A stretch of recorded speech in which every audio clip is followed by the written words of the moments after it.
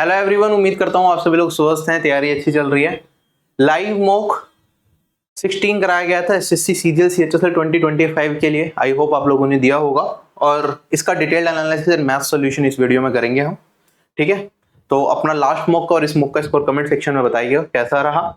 और साथ ही साथ अगर आप अभी तक आरबी के एनटीपीसी के मॉक नहीं दे रहे हो और आरबी एनटीपीसी एग्जाम को टारगेट कर रहे हो तो वो आप दे सकते हो। आरबी वेबसाइट पे फ्री टेस्ट में जाके व्यू डिटेल्स में आप क्लिक करेंगे तो एनटीपीसी के मॉक्स दे पाएंगे आप। 2 टेस्ट हो चुके हैं, तीसरा टेस्ट अवेलेबल है, आज से स्टार्ट हुआ है तो आप आज दे सकते हैं। ठीक है, तो उसका भी डिटेल्ड एनालिसिस और सॉल्यूशंस वगैरह मैं आपको करा रहा हूं जिससे कि आपको कोई भी दिक्कत ना है। ठीक है, तो स्टार्ट करते हैं आगे का। ये प्रोसेस है, आप किस तरीके से यहाँ पे टीयर 1 के मॉक्स दे सकते हैं आपको पता ही है ऑलरेडी। एक प्लेलिस्ट बना रखी है जिसमें जितने भी डिटेल्ड मॉक्स का एनालिसिस और सॉल्यूशन होता है वो वहां पे आपको मिल जाएगा। ऐसे प्रीवियस ईयर्स के भी मिल जाएंगे। जो ये मॉक है अभी तक मेरे ख्याल से 19,000 प्लस दे चुके हैं। आज भी ये मॉक खुला हुआ है, आप अगर आपने गलती से मिस हो गया तो आज भी आप ये सीजीएल वाला मॉक दे सकते हैं। अभी तक 19,000 के आसपास लोग दे चुके हैं इसे। ठीक है, ज्यादातर लोगों का जो स्कोर है वो 120 से 140 की रेंज में लाई कर रहा है। ठीक है, डिटेल्ड सॉल्यूशन इसमें आपको मिल जाएगा। ठीक है, उसके बाद क्वेश्चन सेव करने का भी ऑप्शन आ गया है, तो क्वेश्चन जो इसमें आप फंसते हो उसे सेव भी कर सकते हैं आप। ओवरऑल लेवल की बात करेंगे तो ये लेवल मॉडरेट है, बिल्कुल पिछले मॉक जैसा सा ही ओवरऑल लेवल निकल के आया है। इसका मीडियन स्कोर 130.5 है और एवरेज स्कोर 122.7 के आसपास जा रहा है। 150 से ज्यादा स्कोर करने वाले 2650 कैंडिडेट्स हैं सिर्फ। ठीक है, ओवरऑल कितने लोगों का कितना कितना स्कोर आया वो देख लो, टॉपर्स का थोड़ा छोड़ देना। उसके बाद यहाँ पे परसेंटाइल अगर आपको चेक करनी है तो परसेंटाइल स्कोर्स आपको सबको दिख जाएंगे। इसके बाद अगर ओवरऑल लेवल की बात करें रीजनिंग सेक्शन की तो इसमें 50 आउट ऑफ 50 स्कोर करने वाले 1109 एस्पिरेंट्स हैं और 482602 48 से अगर कम आए हैं इस मॉक में तो रीजनिंग में आपने गलती कर दी, स्लिम मिस्टेक्स हो गई होंगी आपकी, वरना 48 तक आने चाहिए। इसमें एवरेज स्कोर 41.5 है और मीडियन स्कोर 44 जा रहा है। ये बिल्कुल इजी के मॉक की कैटेगरी में जाएगा रीजनिंग सेक्शन। जीके आपका मॉडरेट की साइड कह सकते हैं, थोड़ा मॉडरेट माइनस कह लो या। तो इसमें जो 50 आउट ऑफ 50 करने वाले हैं तो इनमें से 11 में से कुछ बच्चे तो होंगे जिन्होंने चीटिंग करी ही होगी। बाकी अगर हम ओवरऑल देखें तो जो इसमें अच्छा स्कोर माना जाएगा वो माना जाएगा 28 के आसपास, जिसका 28 प्लस या 28 के आसपास है वो अच्छा स्कोर है। परसेंटाइल और टोटल मार्क्स आप देख सकते हैं, एवरेज है 19। अगर बात करेंगे मैथ सेक्शन की तो मैथ्स का लेवल अच्छा रहा है as usual, moderate plus, average score 28, median score 30.5, 40 या 40 से ज्यादा स्कोर करने वाले 2454 कैंडिडेट्स हैं और यही हमारा इसका सेफ स्कोर है। 40 या 40 से ज्यादा आ गए अच्छी बात है। अब कुछ बच्चे कहते हैं सर लेवल थोड़ा सा हाई चला गया। ठीक है, देखो आपको जब लेवल थोड़ा सा अच्छा होगा ना पेपर का तो आपको कुछ सीखने को भी मिलेगा और जरूरी नहीं है अच्छे लेवल के पेपर में आपको 50 में से 50 लाना है। ठीक है, एटलीस्ट आपके पास कुछ सीखने का हो, आप अपनी बाउंड्रीज को पुश कर पाए, यही मॉक का मतलब होता है। तो मैं यहाँ पे सेफ स्कोर मैथ्स में, अगर ये इजी मॉक होता तो मैं कहता भाई 48 लेके आओ मैथ्स में, लेकिन मैं आपको कितना कह रहा हूँ 40 भी ले तो अच्छा है, इससे थोड़े बहुत कम भी रहेगा कोई दिक्कत नहीं है। ठीक है, कुछ बच्चे ऐसे होते हैं कि मॉक में स्कोर देख के परेशान हो जाएंगे कि यार मेरे तो 150 ही नंबर आया इस पर्टिकुलर मॉक में। जब सेफ स्कोर 150 से कम है तो आपको क्या दिक्कत है। ठीक है, तो वो मॉक के लेवल के सबसे सारी चीजें डिसाइड होती हैं कि उसमें सेफ क्या होगा, अनसेफ क्या होगा। ऐसे इंग्लिश की बात करें तो एक मॉडरेट लेवल का पेपर था जिसमें एवरेज स्कोर 35 के आसपास रहा है। जो इसमें अच्छा स्कोर माना जाएगा वो 44 के अराउंड अगर आपके नंबर आए हैं तो that will be considered a good score. ठीक है, 43 है वो भी सेफ ही है, 42 से कम है तो वो थोड़ा सा बिलो जाएगा, तो आप थोड़ा सुधारिए। बहुत बच्चे होते हैं मैथ्स रीजनिंग कर रहे होते हैं, इंग्लिश में बहुत कम स्कोर लेके आते हैं। ठीक है, इंग्लिश के बिना सिलेक्शन नहीं होगा, तो इंग्लिश में भी आपको इंप्रूवमेंट की जरूरत पड़ेगी अगर आप 30 से 40 की रेंज में चल रहे हो।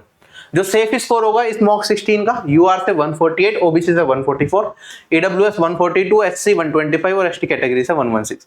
16 के 16 मॉक का डिटेल्ड एनालिसिस और यहाँ पे सेफ स्कोर मैं आपको यहाँ पे दिखा रहा हूँ।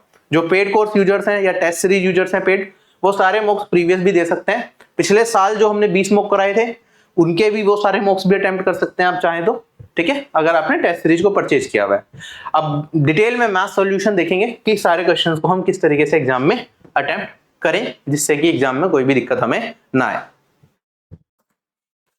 चलिए पहला क्वेश्चन हमारे पास देखो, यहाँ पे क्या दे रखा है, हमारे पास ईयर दे रखे हैं 2012 से 2021 तक और उसमें जो पॉपुलेशन रही है वो दे रखी है कितनी, अभी लाख्स में हो या थाउजेंड्स में हो। ठीक है, हालांकि मेंशन नहीं कर रखा तो मेंशन हो जाता तो ज्यादा सही रहता, फिर भी हम समझ गए। हमें बताना है कि कौन से साल में ना जो पॉपुलेशन का इंक्रीज है वो सबसे ज्यादा है प्रीवियस ईयर के कंपेरिजन में, और यहाँ पे हमारे पास ये दे रखे हैं। अब सारे से चेक करना बेकार है भाई, 4 ऑप्शन दे रखे हैं, इन चारों से चेक कर लो, इनमें से कोई आंसर होगा हमारा। तो यहाँ पे हमारे पास 2019 है, 2016 है, 2015 है और 2018 है। तो अगर इंक्रीज देखेंगे, देखो 2015 में इंक्रीज 2014 से होगा, कितने का इंक्रीज हो गया आप देखेंगे यहाँ पे, ये 11.2 का इंक्रीज आया। कितने पे आया 11.2 का इंक्रीज? ये वाली वैल्यू आई मेरे पास 72.6 पे। फिर सेकंड अगर मैं 2016 पे देखूं तो 15 से इंक्रीज कितने का है? 16.8 का होएगा। कितने पे? 83.8 पे। ये सारी वैल्यू बस मैं लिख रहा हूं, लेकिन लिखने की जरूरत नहीं है, ओरली पढ़ के भी आप कर सकते थे ये काम सारा का सारा। 2018 में इंक्रीज कितने का है? आप कहेंगे सर यहाँ पे 0.6, 15.6 का इंक्रीज दिख रहा है। कितने पे? 112.8 पे। और लास्ट में हमारे पास इंक्रीज है यहाँ पे 6.2 का, कितने पे? 128.4 पे। अच्छा एक चीज बताओ, तो कौन सी वैल्यू सबसे बड़ी होगी? सब में 100% निकाल के हम वैल्यू तो निकाल ही सकते हैं। आप कहेंगे सर देखो, अगर मेरा न्यूमरेटर बड़ा हो और डिनोमिनेटर छोटा हो तो सबसे बड़ी वैल्यू जाएगी मेरे पास। सब में सबसे पहले आप देख लो न्यूमरेटर कहां पे है। सबसे बड़ा न्यूमरेटर यहाँ पे मिल रहा है, ठीक है, बाकी सारे छोटे हैं। अब डिनोमिनेटर छोटा, अगर मैं इन तीनों को भी कंपेयर करूं, भाई इसका न्यूमरेटर बड़ा है और डिनोमिनेटर क्या है? छोटा है इन के कंपैरिजन में, तो भाई इन दोनों से तो बड़ी वैल्यू ये वाली होगी ही होगी, ये मेरे को समझ में आ रहा है। अब यहाँ पे आते हैं, यहाँ पे न्यूमरेटर क्या हो गया? छोटा हो गया, लेकिन डिनोमिनेटर भी क्या हो गया? छोटा हो गया। तो यहाँ पे हमें वेरीफाई करना पड़ेगा कि भाई इसमें इंक्रीज ज्यादा है या इसमें। अब दोनों में आपको निकालना है तो आप अप्रोक्सीमेट वैल्यू निकाल सकते हैं। जैसे यहाँ पे 83.8 है, यहाँ पे 16 पॉइंट है। अगर आप देखें यहाँ पे लास्ट की ये वैल्यू भी अगर मैं छोड़ दूं तो देखो इसका मेरे पास इसका मेरे पास 10% कितना आएगा? आप कहेंगे सर 8.38 10% है, 20% के आसपास जाएगी ये वाली वैल्यू अप्रोक्सीमेटली, 20% या उससे थोड़ी सी ज्यादा। अगर मैं इसका देखूंगा, इसका 20%, 7 इंटू 2 कितना होता है? 14। तो इसका 20% हमारा लगभग 14 से थोड़ी सी बड़ी वैल्यू जाएगी, तो ये 20% से क्या है? कम है। तो भाई यही आंसर हो सकता है मेरा। क्लियर?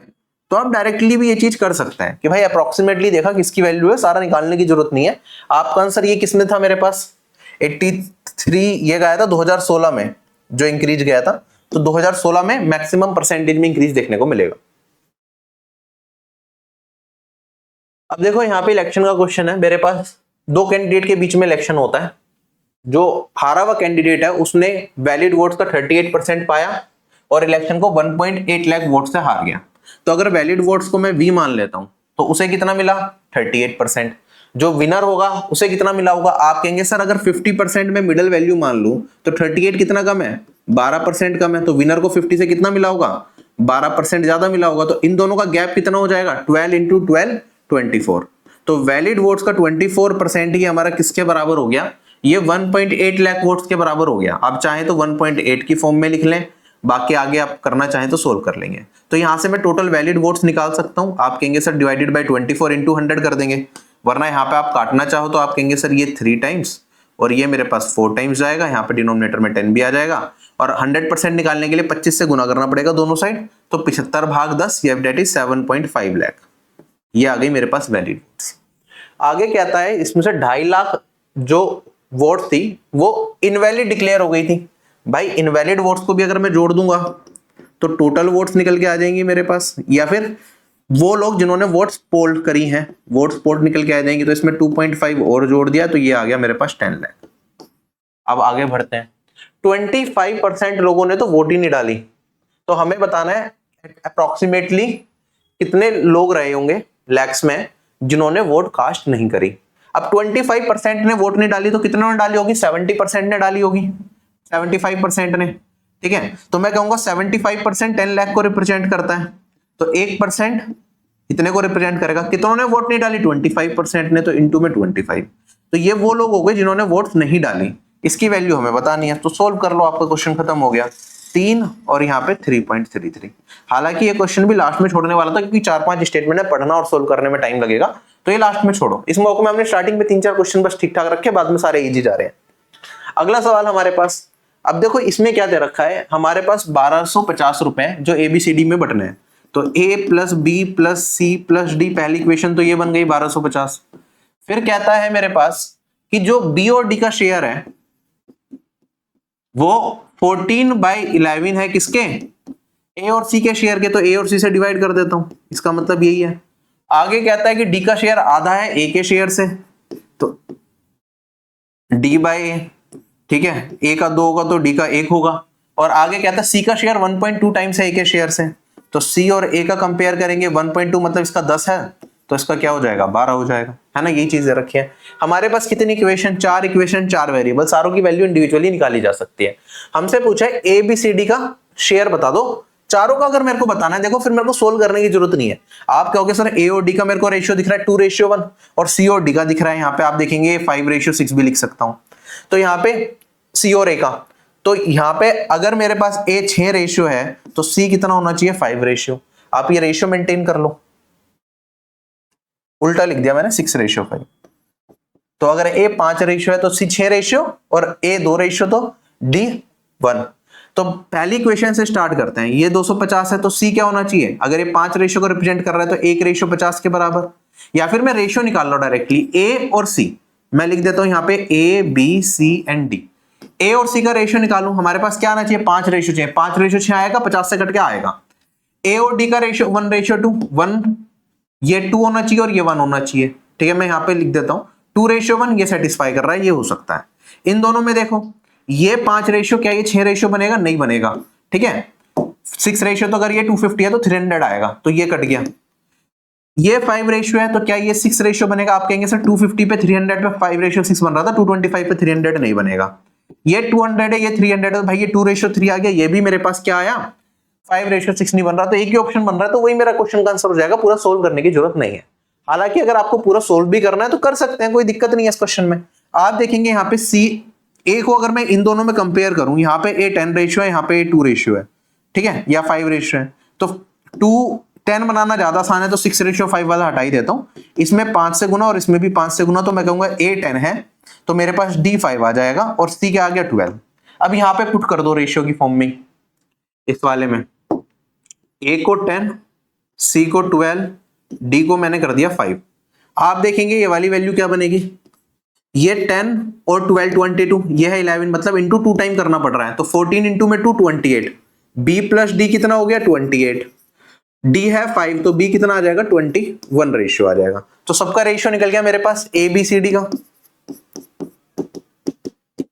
क्या क्या रेशियो बना मेरे पास, ए अगर 10 है तो बी 12 होगा, बी 12 होगा तो सी 12 होगा, डी 5 होगा और बी होगा 21। इन सबका कंबाइंड वैल्यू मेरे पास 17, 38, 48, 48 रेशियो बनेगा। ये किसे रिप्रेजेंट करता है, ये रिप्रेजेंट करेगा हमारा 28, ये 23 है, सॉरी ये होगा 23 और ये वाली वैल्यू हो जाएगी मेरे पास 50 रेशियो टोटल को रिप्रेजेंट करेगा 1250 को। तो एक रेशियो मेरा 25 के बराबर आ गया और एक 25 के बराबर है, तो ये 250, ये 575, ये वाली वैल्यू मेरे पास 300 और ये वाली वैल्यू 125। क्लियर, इस तरीके से हम सॉल्व कर सकते हैं। अगला क्वेश्चन हमारे पास कहता है रहाना ने एक स्कूटी या तो 50,000 रुपए में खरीदती है, ठीक है, शॉपकीपर मान जाता है कि भाई 30,000 की तो कैश डाउन पेमेंट कर दो और 5,000 रुपए 5 महीने तक हर महीने पहुंचा दो। हमें बताना है किस रेट ऑफ इंटरेस्ट पे इंस्टॉलमेंट स्कीम में स्कूटी दी गई है, ठीक है। तो यहाँ पे रेट ऑफ इंटरेस्ट की बात की है तो CISI का सवाल होगा, कहीं कंपाउंड इंटरेस्ट नहीं लिखा तो सिंपल इंटरेस्ट का सवाल है। अब इंस्टॉलमेंट वाले क्वेश्चंस में जनरली टाइम लग जाता है तो आप लास्ट के लिए छोड़ सकते हैं, हालांकि अभी मैं आपको यहाँ पे करके दिखा देता हूँ कि कैसे करेंगे। देखो 50,000 रुपए की स्कूटी थी, 30,000 कैश डाउन पेमेंट कर दी तो बचे 20,000 रुपए। अब ये 20,000 रुपए साथ के साथ तो नहीं दिए जा रहे हैं, 5 महीने के बाद दिए जा रहे हैं इंस्टॉलमेंट्स में, तो 5 महीने के बाद की इनकी वैल्यू क्या बनेगी, आप कहेंगे सर 20,000 रुपए पे 5 महीने का ब्याज निकाल लो, तो प्रिंसिपल इंटू रेट बाय 100 करते हैं इंटू टाइम। अब टाइम ईयर्स में होता है, यहाँ पे 5 महीने है तो 5/12 ईयर, ये हो जाएगा मेरे पास फाइनल वैल्यू जो हमें 5 महीने के बाद टोटल देनी होगी। अगर मैं इंस्टॉलमेंट स्कीम में कर रहा हूं तो कितनी इंस्टॉलमेंट दे रहा हूं, 5-5 हजार रुपए की 5, तो टोटल कितने पैसे पे कर दिए 5 × 5,000। अब हो क्या रहा इन पे ब्याज में लेकर, जैसे पहला एक 5,000 है तो वो स्टार्टिंग से, क्योंकि 1 महीने के बाद दिया और ये 5 मंथ के बाद की हम पेमेंट चेक कर रहे हैं, तो इस पे हमें क्या मिलेगा 4 महीने का ब्याज मिलेगा। फिर अगले 5,000 पे 3 महीने का, फिर 2 महीने का, फिर 1 महीने का, तो इस तरीके से चलेगा। तो मैं कह सकता हूं इस 5,000 को कॉमन ले लूं तो हमारे पास 4 महीने का, 3 महीने का, 2 महीने का और 1 महीने का इस तरीके से ब्याज लगेगा, तो ये टाइम हो गया। और रेट मेरे पास कितना हो जाएगा, आप कहेंगे सर 1 महीने का ब्याज होता है R/12 और परसेंट में लिखेंगे तो R% होता है तो डिवाइडेड बाय 100। तो ये वाली वैल्यू मेरे पास इक्वेट कर देंगे, 5 महीने बाद की वैल्यू हमने दोनों जगह पे लगा दी ब्याज लगाने के बाद। सोल्व करके अपना आंसर बताएंगे। आप कहेंगे सर ये 20,000 है, 25,000 है तो 5,000 बचेगा, तो यहां से हम इसे एलिमिनेट कर देते हैं और इसे यहाँ पे 5 हटा देते हैं तो यही वैल्यू बचेगी। अब देखो और क्या कर सकते हैं, आप कहेंगे सर यहाँ पे 20,000 है, यहाँ पे 5,000 है, कट जाएगा 5,000 से, तो यहाँ पे 1 और यहाँ पे आ जाएगा 4, कोई दिक्कत यहाँ पे नहीं। अब सोल्व कर लो अपना, मेरे पास ये वाली वैल्यू कितनी है, यहाँ पे बचेगा 1 + 10 है और 1200 तो 120 R/120। इधर भी अगर मैं सोल्व करता हूं तो देखो 4 5 20, 20 से काट दूंगा अगर मैं इसे, तो मेरे पास 600 बचेगा, R/60 बचेगा सॉरी। तो मैं क्या कर सकता हूँ, 20 से ना काट के 10 से काट लेता हूँ। 20 बनाना तो 2R को अलग कर लिया, 10 से काट लिया तो मेरे पास यहाँ पे 120 आ जाएगा। 120 को कॉमन लेने के लिए मैंने ये करा। अब इधर से इधर घटाओगे तो 2R - R/120 बचेगा, तो 1 = R/120 और मेरे पास R का मान कितना आ जाएगा, ये आ जाएगा 120। तो रेट कितना हो गया, 120% हो गया। क्लियर? तो स्टेप बाय स्टेप करना है आपको, थोड़ा टाइम जरूर लेते हैं इस तरह के सवाल, लेकिन कंसेप्ट क्लियर होगा तो दिक्कत नहीं आएगी। अब देखो एक पार्टनरशिप का सवाल पूछा गया था, कहता है कि भाई 3 लोग हैं A, B और C, बिजनेस में 3:4:6 में निवेश करते हैं, ठीक है। डिसाइड करते हैं कि 12% जो भी प्रॉफिट होगा वो चैरिटी में दे देंगे। अगर टोटल प्रॉफिट इतने का है तो हमें बताना है सी का प्रॉफिट अप्रोक्सीमेटली कितना होगा। 4 ऑप्शन दे रखे हैं, ऑप्शन देख के लग भी रहा है कि भाई ये अप्रोक्सीमेट वैल्यू ही है, एग्जैक्ट वैल्यू में होता तो शायद इतनी सारी जीरो दे रखी है तो जीरो कहीं ना कहीं आ रही होती। तो आप कहेंगे सर इन सब का सम कितना हो गया मेरे पास, 13 अब देखो प्रॉफिट कितना है, 12% चैरिटी में दे दिया तो टोटल का कितना मिलेगा प्रॉफिट का, 88% इनमें बटेगा। तो 13 रेशियो किसे रिप्रेजेंट कर रहा है, 88% ऑफ प्रॉफिट को रिप्रेजेंट करेगा। सी का बताना है तो 6 रेशियो कितने को रिप्रेजेंट करेगा, आप कहेंगे सर 88 डिवाइडेड बाय 13 इंटू में 6%, इतने प्रॉफिट को रिप्रेजेंट करेगा। टोटल प्रॉफिट मेरा इतना है तो 100% को कहते हैं टोटल प्रॉफिट, तो इसके बराबर 1% किसके बराबर, 3,000 के बराबर। तो अगर मैं परसेंट का साइन यहां से हटाना चाहूं तो इसमें मल्टीप्लाई कर दूंगा 3,000 से और सोल्व करके अपना आंसर बता देंगे। बस थोड़ी सी कैलकुलेशन है।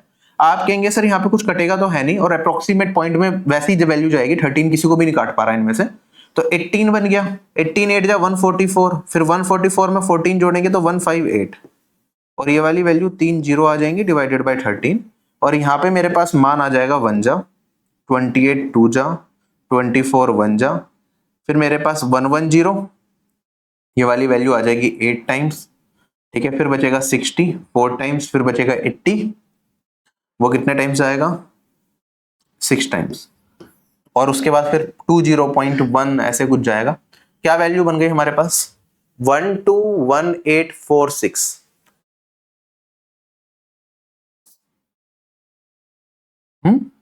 121846, ये तो है ही नहीं, यहाँ पे ऑप्शन में टाइपिंग मिस्टेक है, यहाँ पे 121846 था, ठीक है।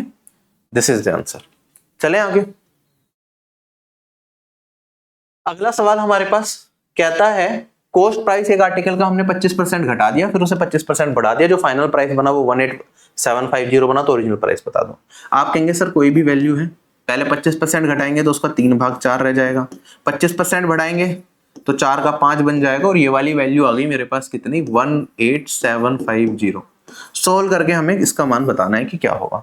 अब देखो यहाँ पे आप काटना चाहो तो पूरा काट के पूरी तरीके से सोल्व भी कर सकते हो, वरना यहाँ पे आप क्या ही पाएंगे कि भाई इसे मैं अगर सोल्व करना चाहता हूँ तो इंटू 2 कर लेता हूँ और इंटू 2 कर लेता हूँ। इसका मतलब क्या है कि भाई ये बन जाएगा 10 और 10 से मेरी एक जीरो एलिमिनेट हो जाएगी और ये अब मेरे पास बचेगा 32। तो कॉस्ट प्राइस क्या हो जाएगा, 1875 डिवाइडेड बाई 3 इंटू में 32। हालांकि आपसे सोल्व कर लो कोई दिक्कत नहीं है, लेकिन मैं कहूंगा मेरा आंसर क्या होगा, ये तो भाई 3 से कट ही जाएगा, आंसर 32 का मल्टीपल होगा। 32 क्या होता है मेरे पास, 2 की पावर 5, तो लास्ट की 5 डिजिट मेरी 2 की पावर 5 से कटनी चाहिए। अब देखो यहाँ पे ये लास्ट की 5 डिजिट, लास्ट की 4 डिजिट 2 की पावर 4 से कट गई, ये वाली वैल्यू 2 से कट गई, ये हो जाएगा। लास्ट की 3 डिजिट तो मेरी क्या कटेंगी, 2 की पावर 3 से कट जाएंगी। अब ये 25 के लिए 2 की पावर 2, क्या ये काट पाएगा 4 25 को, नहीं, तो ये मेरा आंसर नहीं आएगा। ये 3 डिजिट कट जाएंगी, क्या 4 इसे काट पाएगा 2 की पावर 2, क्योंकि 2 की पावर 3 से तो ये कटेगा 125 बचेगा, तो ये भी नहीं हो पाएगा। अगर ये काटेंगे तो लास्ट की 4 डिजिट तो मेरी कट जाएंगी 2 की पावर 4 से, ठीक है। फिर मेरे पास यहाँ पे 3 के लिए बचेगा 2, क्या ये कट रहा है? नहीं कट रहा, तो ये भी नहीं होगा। तो मेरा आंसर ऑप्शन नंबर ए हो सकता है। ये उन लोगों को समझ में आएगा जिसने 2 की पावर 2 के डिविजिबिलिटी रूल अच्छे से पढ़ रखे होंगे नंबर सिस्टम में मुझसे। अगर नहीं कर रखे तो भाई बेसिक तो आप सभी लोगों को आता है। 3 से इसे काट देंगे, 32 से मल्टीप्लाई कर देंगे। जैसे मैंने अगर आपको इसे 3 से काट के दिखाया तो आप कहेंगे सर ये वाली वैल्यू आ गई 625। 625 क्या होता है मेरे पास? 5 की पावर 4। यहाँ पे 32 क्या है? 2 की पावर 5। तो आप देखेंगे 2 की पावर 4 कर दूंगा तो 4 जीरो लग जाएंगी। 5 की पावर 4 इंटू 2 की पावर 4, 10 की पावर 4, और बचेगा 2 खाली। तो 2 और 10 की पावर 4 में क्या लग जाती है? 4 जीरो। ठीक, ऐसे भी सोल्व कर सकते हैं। अगला सवाल हमारे पास प्रीवियस ईयर का सवाल है, सीजीएल में पूछा गया था। हमें बताना है मीन प्रोपोर्शन इन दोनों का क्या होगा। आप कहेंगे सर मीन प्रोपोर्शन क्या होता है? अगर दो ए बी वैल्यू हो तो रूट ए बी इनका मीन प्रोपोर्शन कहलाता है। तो 5.76 और 0.88 है, तो इसे 576 और इनटू में 88 और डिवाइडेड बाय यहाँ पे भी 100 और यहाँ पे भी 100 लिख सकते हैं। आप कहेंगे सर 100 तो बाहर आ गया, 576 मुझे पता है 24 का स्क्वायर होता है, तो 24 बाहर आ गया। अब यहाँ पे बचा मेरे पास रूट में 88, ठीक है। अब 88 को कैसे सिंप्लीफाई करें? इसकी वैल्यू मेरे पास क्या निकल के आएगी, ये हमें करना पड़ेगा सिंप्लीफाई। आप चाहें तो इसमें से 2 को कॉमन ले लेंगे बाहर, तो 4 कट गया, तो ये बचेगा मेरे पास 22, ठीक है। आपको इसकी वैल्यू निकालनी है, तो आपके ऊपर है आप किस तरीके से, या तो रूट 88 को डायरेक्टली आप टैकल करने की कोशिश करें या फिर 22 को टैकल करने की कोशिश करें। अच्छा, जब हम इसे सोल्व करेंगे हमें 4 ऑप्शंस भी दे रखे हैं कि क्या क्या आंसर आएंगे, तो अप्रोक्सीमेट निकालने की कोशिश करते हैं। आप कहेंगे सर ये 22 रूट में, ठीक है, किस परफेक्ट स्क्वायर नंबर के आसपास होगा ये वाली वैल्यू? ये वाली वैल्यू मेरी क्या 4 से बड़ी होगी, 4 का स्क्वायर, और 5 से छोटी होगी। हल्का सा हमें ये 5 से कम दिख रहा है ना ये वाला मान, ठीक है। 5 से कितना कम है? 5 का स्क्वायर होता है 25, है ना। उससे कितना कम है? 3 कम है, तो 3 यहां पे लिखूंगा। 5 माइनस कितना कम था? 3, और यहां पे लिख देते हैं 2 इंटू में जिससे हम कंपेयर कर रहे हैं, डेट इज 5। तो ये वाली वैल्यू मेरे पास 10.3 बचेगा, तो ये वाली वैल्यू आ जाएगी 4.7। तो सिंप्लीफाई करके रूट वाली शॉर्ट ट्रिक मैंने बता रखी है आपको कैसे करना होता है, कि जिसके परफेक्ट स्क्वायर के नंबर के आसपास है उससे कंपेयर करो। जैसे 25, ये 25 के आसपास है तो 5 का स्क्वायर तो 5 लिखा, कम है 3 तो -3 और डिवाइडेड बाय 2 इंटू में 5। इससे रफ आइडिया मिल जाता है। तो मेरे पास ये वाली वैल्यू आएगी 4.7। 4.7 इंटू में 2 करूंगा तो मेरे पास आएगा 9.4। 9.4 को 24 में मल्टीप्लाई करना है और डिवाइडेड बाय 100। अब 24 4 जा तो 96 होता है, 9 कैरी फॉरवर्ड हो गया, ये आ जाएगा मेरे पास 216 9 करके, 216 और 9, और डिवाइडेड बाय 100 करूंगा तो पॉइंट यहां पे लग जाएगा 2.256 ऐसा कुछ आएगा। ये इस क्वेश्चन का आंसर आ गया, ठीक है। क्लियर है सभी लोगों को? आगे बढ़ते हैं अगले सवाल पे। कहता है हमारे पास ना एक ट्राइंगल है भाई DEF, कुछ इस तरीके से है कि एंगल डी का अगर मैं बाइसेक्टर बना दूं तो वो EF को मिलता है एट पॉइंट P। हमें कहता है कि भाई DE 14 है, हमारे पास DF यहाँ पे 21 है, हमें EP का मान बताना है कि ये वाला मान क्या होगा। आप कहेंगे सर देखो एंगल बाइसेक्टर थ्योरम में हमने पढ़ा है कि भाई ये वाली साइड डिवाइडेड बाय ये वाली साइड बराबर होती है ये वाली साइड डिवाइडेड बाय ये वाली साइड के, तो रेशियो प्रोपोर्शनल हो जाएगा। तो मैं कह सकता हूँ ये 14 है तो ये वाली साइड 14 रेशियो होगी, तो ये वाली साइड मेरे पास 21 रेशियो होगी। इनका रेशियो निकालेंगे तो आप कह सकते हैं सर ये 2:3 निकल के आएगा। हमें क्या बताना है? EF का मान हमें दे रखा है 9, तो EP का मान बताना है, तो 5:9 के बराबर है। हमें मान बताना है EP 2 रेशियो का, तो आप कहेंगे सर 9/5 इंटू में 2 हो गया। अब सिंप्लीफाई करना है, या तो 18 को 5 से डिवाइड कर लो तब भी 3.6 मिल जाएगा, वरना ऊपर नीचे 2 से मल्टीप्लाई कर लेते तो 36/10 दैट इज 3.6। चलें आगे। अगला सवाल हमारे पास देखिए यहाँ पे क्या दे रखा है, कोसेक फाई इसके बराबर दे रखा है और इसे इवेल्युएट करना हो, 4 ऑप्शन दे रखे हैं कि क्या आंसर होगा। एक ऑप्शन अगर आपने देखा कि ऑल ऑफ द अबव भी है, मतलब ये तीनों ही करेक्ट हो सकते हैं। भाई तीनों को एक बार इवेल्युएट करके देखो क्या बन रहा है। 25/16 है, कोई दिक्कत नहीं, आगे कट नहीं सकता। इसे 2 से काट दूंगा तो ये भी 25/16 है, ये 4 से काट दूंगा तो ये भी 25/16। भाई ये तीनों ऑप्शन सेम ही तो है मेरे पास, तो ऑल ऑफ द अबव ही होगा आंसर, और कोई चांसेस ही नहीं है। ऐसा तो हो नहीं सकता कि भाई ये आंसर और ये ना हो। या तो हमसे क्वेश्चन में मेंशन और लीस्ट फ्रैक्शन में बताओ, वो मेंशन नहीं है, तो इस तीनों ऑप्शन पॉसिबल है, तो all of the above, solve करने की जरूरत नहीं थी।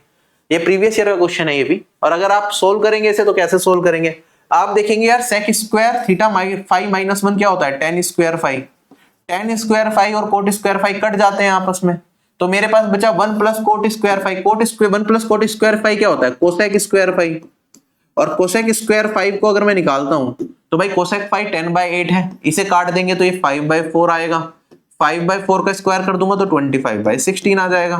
ठीक है, खत्म हो गया क्वेश्चन। जल्दबाजी में गलती नहीं करनी है। कहता है एक पाइप जो है वो एक टैंक को 15 घंटे में भर सकता है, एक लीक डेवलप होता है जिसकी वजह से टैंक फिल होता है 25 आवर्स के अंदर। हमें बताना अगर टैंक खाली है तो लीक कितने टाइम में खाली करेगा। डायरेक्ट तरीका भी होता है। डायरेक्ट तरीका क्या होता है इस तरह के क्वेश्चंस में, ये हमें एक टाइम 15 दे रखा है, एक 25 दे रखा है, तो हम कहते हैं 15 इंटू में 25, और क्योंकि यहाँ पे एक पॉजिटिव काम कर रहा है एक नेगेटिव, तो एक बड़े वाली वैल्यू में से छोटे वाली वैल्यू को घटा दो, तो हमें ये मिल जाएगा कि लीक अकेला कितने टाइम में टैंक को खाली कर सकता है।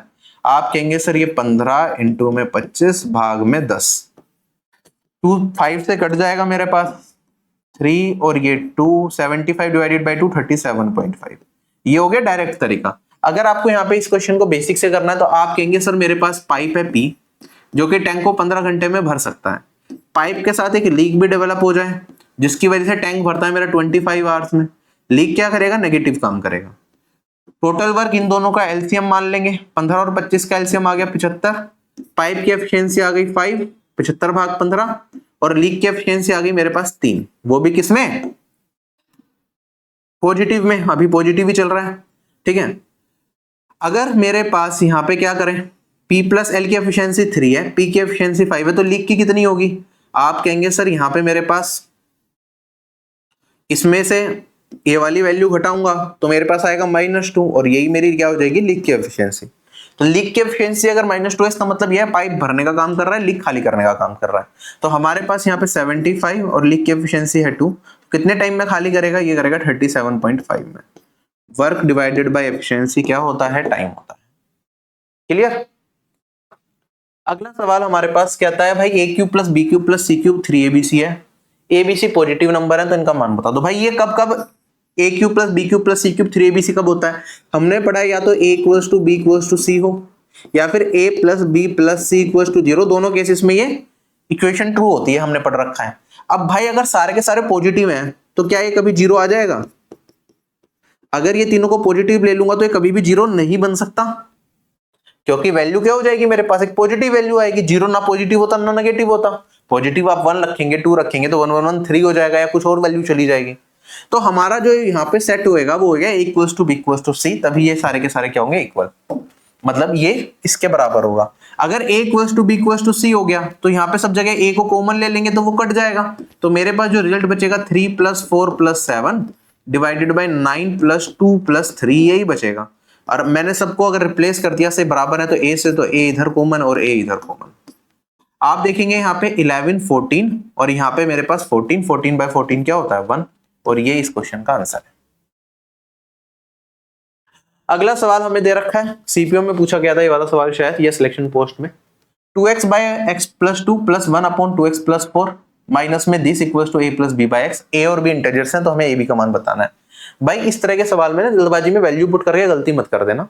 ये वाला सवाल ऐसा होता है कि जिसमें एक इक्वेशन काफी है हमें सारे वेरिएबल्स की वैल्यू बताने के लिए। यहाँ पे वेरिएबल्स कितना है, a वेरिएबल है और मेरे पास b वेरिएबल है, दोनों वेरिएबल का मान हमें इस इक्वेशन से मिल जाएगा।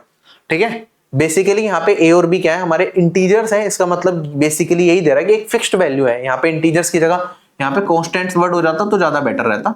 ठीक है, हालांकि एग्जामिनर ने इंटीजर ही लिखा बट कॉन्स्टेंट्स दे देता तो बेटर रहता। तो अब हमें क्या करना है, इस पूरे को सॉल्व करके ना इस फॉर्म में बनाना है, और उससे फिर a और b की वैल्यू मिल जाएगी। जिसके पास कोई भी वेरिएबल x नहीं होगा तो वो a होगा, जिसके डिनोमिनेटर में वेरिएबल x होगा वो b होगा।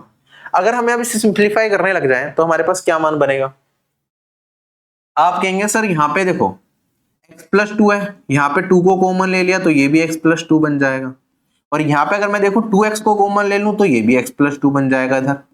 तो यहाँ पे एलसीएम ले लूं अगर मैं तो 2x x + 2 एलसीएम आ जाएगा। यहाँ पे 2x से मल्टीप्लाई तो 4x², यहाँ पे मेरे पास x से मल्टीप्लाई तो x, और यहाँ पे कुछ भी नहीं होगा तो -12 और ये प्लस का x बन जाएगा। सिंप्लीफाई करेंगे तो ये प्लस x 2 बार है तो 2x बन जाएगा। और यहाँ पे आप देखेंगे अगर मैं 2 को कॉमन ले लूं तो ये कट के मेरे पास इधर बचेगा 2x square plus x minus 6 और ये मेरे पास 2 को कॉमन ले लिया x प्लस 2। अब देखो इसे अगर मैं फर्दर स्प्लिट करता हूं ना तो कैसे करेंगे? आप कहेंगे सर इसे 2 पार्ट में स्प्लिट करेंगे जिनका प्रोडक्ट इन दोनों का प्रोडक्ट के बराबर और सम x के बराबर बने। तो 6 इंटू 2 कितना होता है? 12 होता है। ठीक है, तो हम इसे 12 में बनाने के लिए मेरे को क्या करना पड़ेगा? 4 और 3 में ब्रेक, तो 2x square plus 4x minus 3x minus 6 divided by x plus 2, ये क्या आएगा भाई? अब यहाँ पे 2x को कॉमन ले लिया तो मेरे पास अंदर बचेगा यहाँ पे x प्लस 2, फिर मैंने -3 को कॉमन ले लिया, फिर x प्लस 2 बचेगा। और आगे अगर मैं इसे फर्दर सिंप्लीफाई करूंगा तो 2x माइनस 3 और इंटू में x प्लस 2। अब डिनोमिनेटर में क्या था? वो तो यही था मेरे पास x इंटू में x प्लस 2।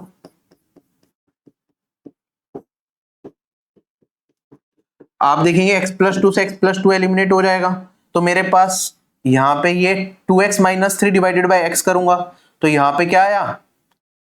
x से x कटेगा तो 2 और यहाँ पे 3 बाई एक्स, ये बचेगा।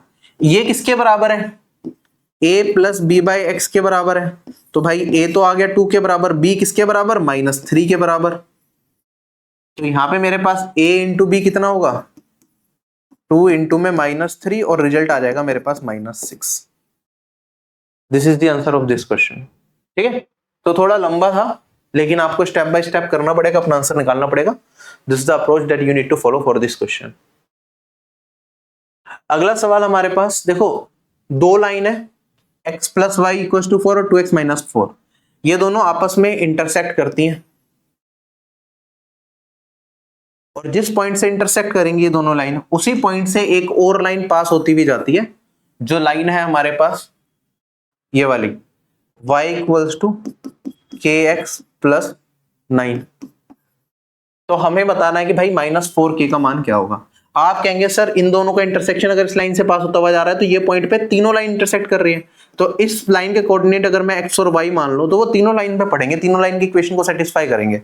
तो पहले तो यार इन दोनों से मैं x और y का मान निकाल लूंगा, फिर x y का मान जो यहाँ पे आएगा, पॉइंट ऑफ इंटरसेक्शन मिल गया वो यहाँ पे पुट करूंगा तो k का मान मिल जाएगा, फिर -4k का मान निकाल लूंगा। सिंपल है, दोनों को सम कर देंगे तो 3x मेरा किसके बराबर? 12 के बराबर, और x का मान आ गया 4 के बराबर।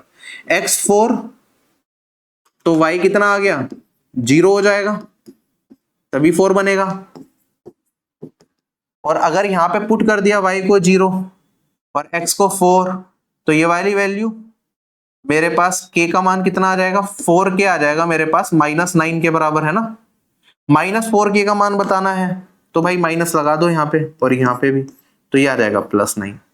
तो +9 is the answer of this question. ध्यान से करने वाला, जल्दबाजी में कुछ लोग k का मान निकाल के आ गए, -9/4 आंसर मार्क कर दिया, जो कि गलत हो गया। सिली मिस्टेक नहीं करनी एग्जाम में, थोड़ा ध्यान से लास्ट लाइन पढ़ा करो। कहता है एक पुलिस वाला एक चोर का पीछा करता है 18 किलोमीटर पर आवर की स्पीड से, और जो चोर की स्पीड है वो 12 किलोमीटर पर आवर है। पुलिसमैन 45 मिनट लेट चोर का पीछा करता है, तो हमें बताना है कि पुलिसमैन को कितना टाइम लगेगा चोर को पकड़ने में। आप कहेंगे सर 45 मिनट तक तो चोर भागता रहा होगा, मान लो अभी चोर और पुलिस दोनों यहीं पे हैं। ठीक है, चोर भागा किस स्पीड से? 12 किलोमीटर पर आवर से। कितने टाइम तक वो भागता रहा? 45 मिनट के बाद पुलिस ने पकड़ना स्टार्ट करा। 45 मिनट क्या होते हैं? 45 भाग 60 मतलब 3 भाग 4 घंटे। तो 12 की स्पीड से इतना चलेगा तो कितना डिस्टेंस ने ट्रेवल कर लिया ऑलरेडी? आप कहेंगे सर 9 किलोमीटर। अब 9 किलोमीटर आगे थीफ यहाँ पे है, पुलिस वाला यहीं पे रह गया। अब ये इधर भाग रहा है, ये इधर भाग रहा है, इसकी स्पीड है 12, इसकी स्पीड है 18। तो हमें बताना है कितने टाइम में पुलिस वाला इसे पकड़ेगा। आप कहेंगे सर दोनों सेम डायरेक्शन में चल रहे हैं तो रिलेटिव स्पीड कितनी हो जाएगी? 18 - 12 दैट इज 6। डिस्टेंस कितना है इन दोनों के बीच में जो रिलेटिव स्पीड से कवर करना है? वो है 9। तो डिस्टेंस अपॉन में स्पीड, ये क्या होता है? टाइम होता है। और ये आ गया मेरे पास 1.5। क्वेश्चन क्या हो गया? खत्म। समझ आया या नहीं आया? कहता है कि भाई length plus breadth plus height, ये वाली वैल्यू हमें दे रखी है 28। उसके बाद टोटल सरफेस एरिया क्यूबॉइड का हमें दे रखा है 588।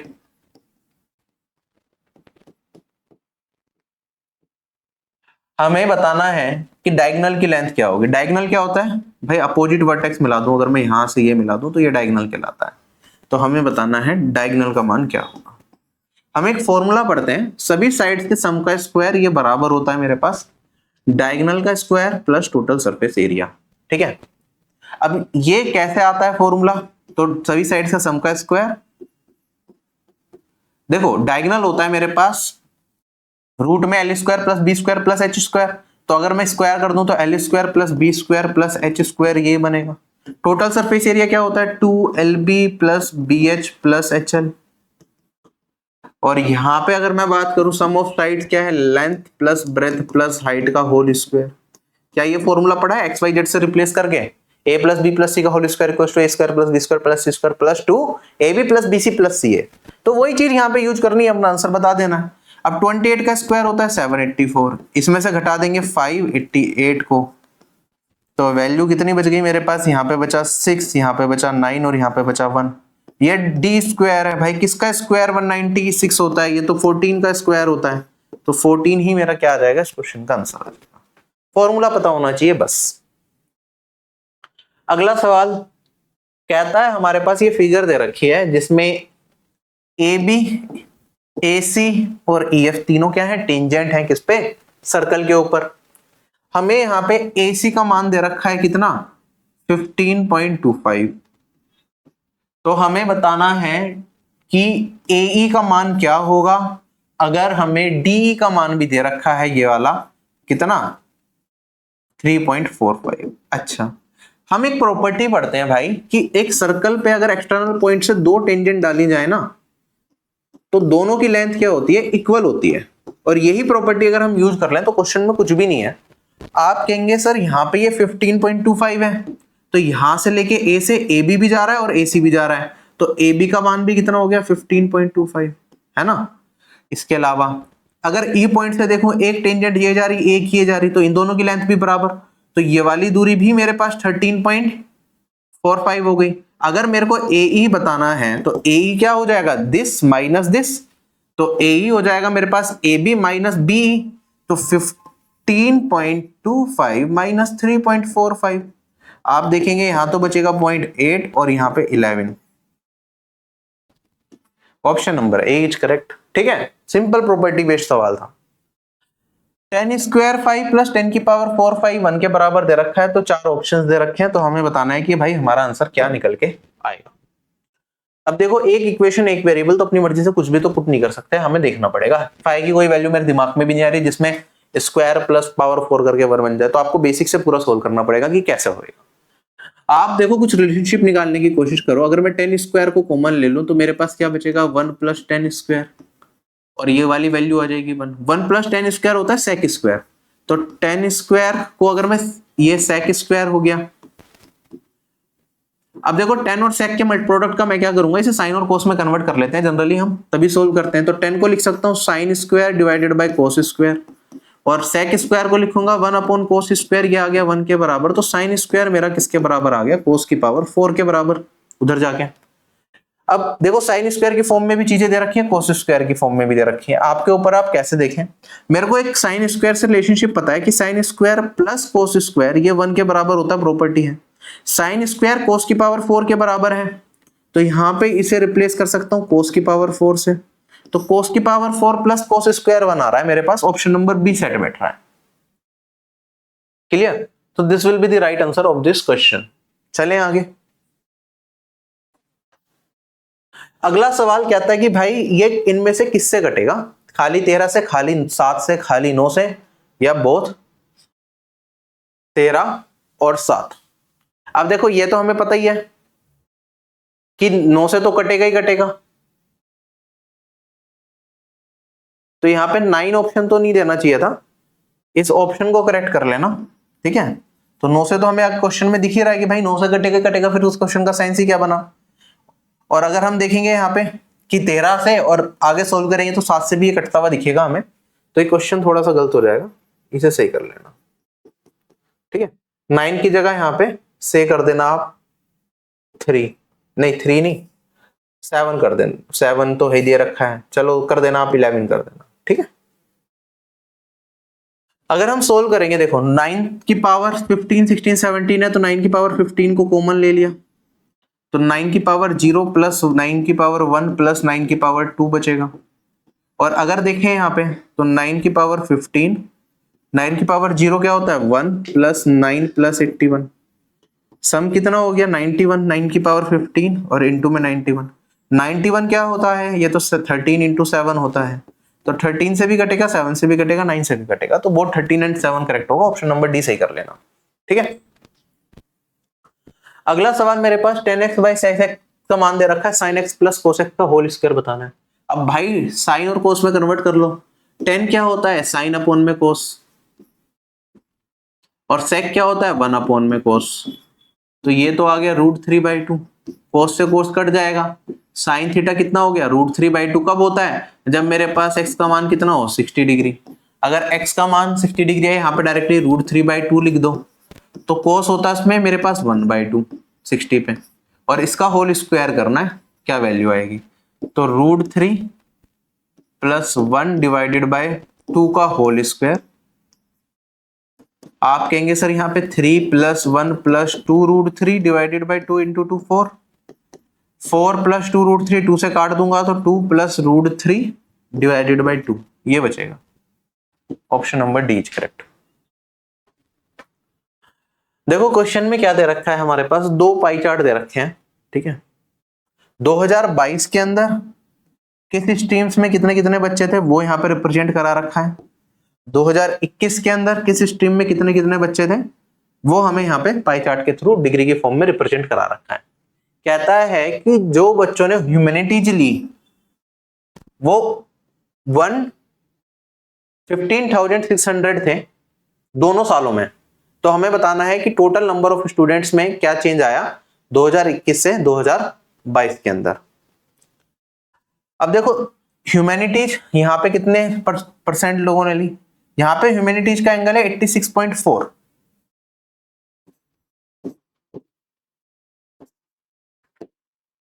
कितने का 2021 का, तो 2021 का मैं ए मान लेता हूं, ये किसके बराबर है जो ह्यूमैनिटीज ली 2022 में लोगों ने, तो 93.6 डिग्री का ये मैं मान लेता हूं डिग्री है बी का, ठीक है। टोटल वैल्यू निकालने के लिए आपको कुछ नहीं करना, आप कहते हैं सर ये इतने का मान है, टोटल अगर इतना है तो डिवाइडेड बाय 360 करते हैं और इनटू में दिस डिवाइडेड बाय 360।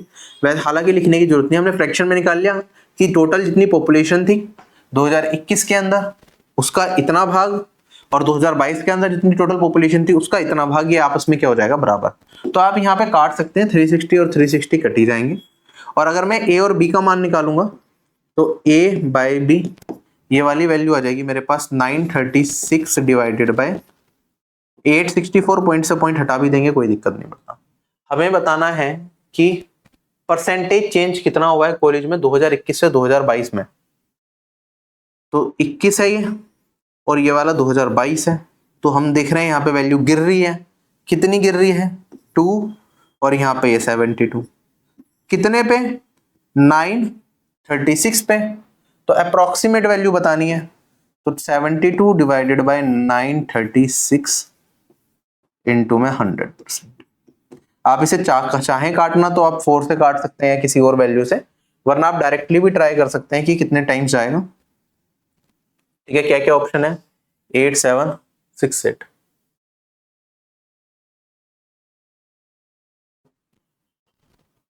तो हमारी वैल्यू यहां पे आएगी 9 से अगर पूरा करता तो ये मेरा क्या जाता 8 टाइम्स जाता है ना, 9 8 जा 72 होता, तो 8 टाइम्स तो नहीं जा पाएगा, 7 पॉइंट समथिंग कुछ जाएगा। अब 7 और 8 दोनों ऑप्शन में, तो इन दोनों में से कौन सा जाएगा वो निकालने के लिए टसल है सारे के सारे, तो करके देखते हैं भाई। 936 को अगर 7 से मल्टीप्लाई करूंगा तो मेरे पास यहाँ पे आएगा 36 इंटू में 7 252, 2 कैरी फॉरवर्ड 63 और 2 65, 6552, इसमें से घटाऊंगा 6552, तो मेरे पास फिर भी वैल्यू बच जाएगी 6500 के आसपास, और वो यहां से काटूंगा तो 7 लगभग, ठीक है, तो मेरे पास जो ये वाली वैल्यू आएगी ना वो 7.6 से बड़ी होगी थोड़ी सी, ठीक है, 7.7 तक भी जा सकती है। तो अप्रोक्सीमेट जो आंसर जाएगा ना वो मेरा यहाँ पे जाएगा 8% वाला, ठीक है। नियरेस्ट ट्विन इंटीजर बताएंगे तो 8% should be the right answer. चलें आगे। अगला सवाल मेरे पास इसे सॉल्व करना है और बताना है कि a+1/a का मान क्या होगा। जब भी ऐसा क्वेश्चन हो ना क्रॉस मल्टीप्लाई कर लिया करो। देखो ऐसे तो मैं इसे सिंप्लीफाई नहीं कर सकता, आप कहेंगे सर मैं a को नीचे ले जाऊं और a-√6 को उधर ले जाऊं। a-√6 को इधर मल्टीप्लाई और a को इधर मल्टीप्लाई कर दिया, कोई दिक्कत नहीं। a-1/a किसके बराबर हो जाएगा? √6 के। अच्छा अब a+1/a बताना है तो ये तो हमें वैसे ही पता है भाई, ये वाली वैल्यू क्या होती है?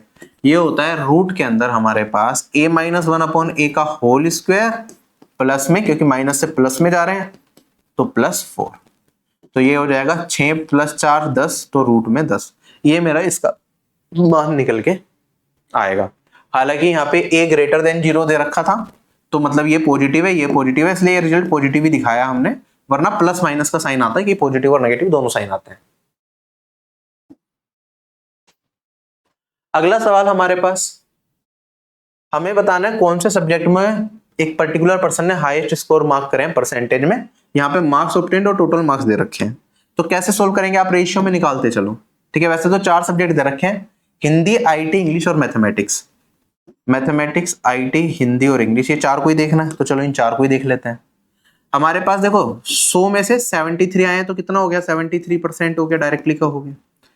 80 में से 56, अगर मैं काट दूं इसे तो 8 से कट जाएगा, तो आप कहेंगे सर 8 से अगर मैंने काटा तो ये 7 और ये 10 बचेगा। 10 में से 7 आए तो 70% हो गए, ठीक है। उसके बाद ये छोड़ना है, 125 में से 90 है, 5 से काट दोगे तो आप कहेंगे सर ये 18 है और ये 25 है। 18 नंबर आ रहे हैं 25 में से, तो 100 में से कितने आएंगे? 7, 4 से मल्टीप्लाई करना पड़ेगा दोनों जगह, 4 से कर दूं तो 18 इंटू में 4 कितना होता है? 72। यहाँ पे 72 आ रहे हैं। और यहाँ पे अगर हम देखें आईटी में तो 45 और 60 काट दूंगा तो 3:4 मिलेगा 15 से काटने के बाद। 3/4 कितना होता है? 75%, है ना। तो किसमें हाईएस्ट है? आईटी में हाईएस्ट है, तो आईटी मेरा इस क्वेश्चन का आंसर हो जाएगा। क्लियर? नेक्स्ट क्वेश्चन, एक शॉपकीपर 15% का प्रॉफिट कमा लेता है 12% डिस्काउंट देने के बाद भी।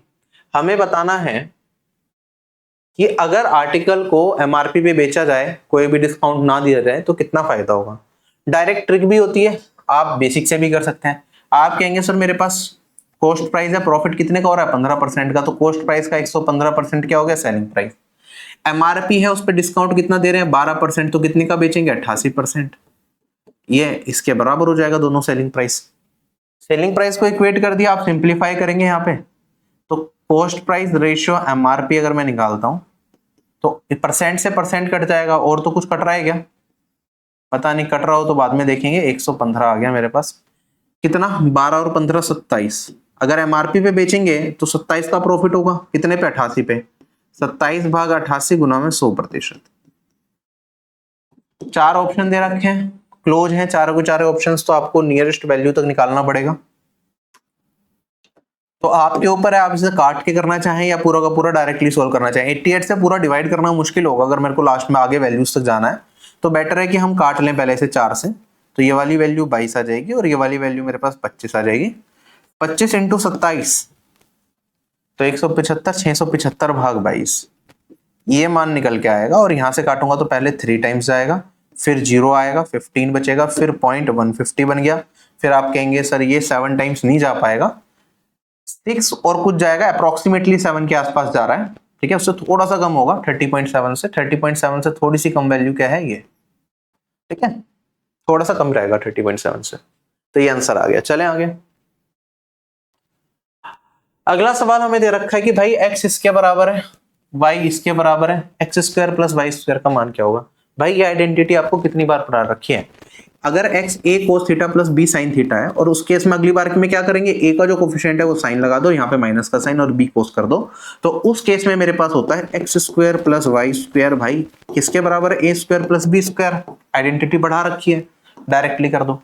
अगर आपको इस तरीके से नहीं करना तो भाई और भी बहुत सारी चीजें हैं। फाई का मान अपनी मर्जी से कुछ भी मान लो तब भी कर सकते हो, वरना इसका स्क्वायर कर दो, इसका स्क्वायर कर दो, एक्स स्क्वायर और वाई स्क्वायर चाहिए, सम कर दो, तो मेरे पास यहाँ पे बचेगा X square plus Y square, और इधर जब मैं सम करूंगा तो ए स्क्वायर कोस फाई, और यहाँ पे मेरे पास ए स्क्वायर साइन फाई भी आएगा स्क्वायर करने पे, तो A square cos square plus sine square, एक ये बन गया, फिर प्लस में, फिर आप कहोगे sir B square sine phi है, बी स्क्वायर कोस फाई है, दोनों प्लस में बनेंगे स्क्वायर होने के बाद, तो B square common, cos square plus sine square, और यहाँ पे 2ab cos phi sine phi minus 2ab cos phi sine phi करेंगे तो कट के बन जाएगा 0, ये 1 होता है, ये भी 1 होता है, पुट कर दोगे तो ये बचेगा a square plus B square,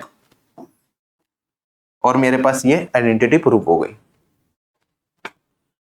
अगला सवाल क्या रखा है, नमल ने क्या करा, कुछ एप्पल्स खरीदे 720 रुपीज के एक शॉप से, उसने प्राइस की नेगोशिएशन करी और प्राइस को 2 रुपए से रिड्यूस कर दिया। अब इसकी वजह से नमन 4 ज्यादा एप्पल खरीद पाया सेम रुपीज में, तो हमें बताना है अर्लियर उसने कितने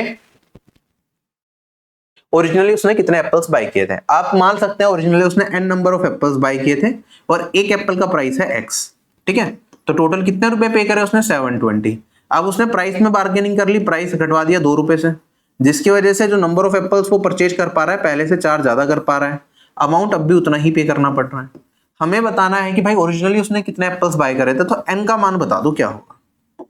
4 ऑप्शन दे रखे हैं, कैसे सोल्व करेंगे भाई, आप कहोगे चांसेस हैं कि भाई नंबर ऑफ एप्पल्स मेरे एक इंटीजर वैल्यू होगी या नहीं होगी, और मैं ये भी मान के चलूंगा भाई एक एप्पल का प्राइस जनरली क्या होता है इंटीजर की फॉर्म में ही होता है, लेकिन हम वेरीफाई जरूर करेंगे, ठीक है। तो अब हमारे पास 4 ऑप्शन भी दे रखे हैं।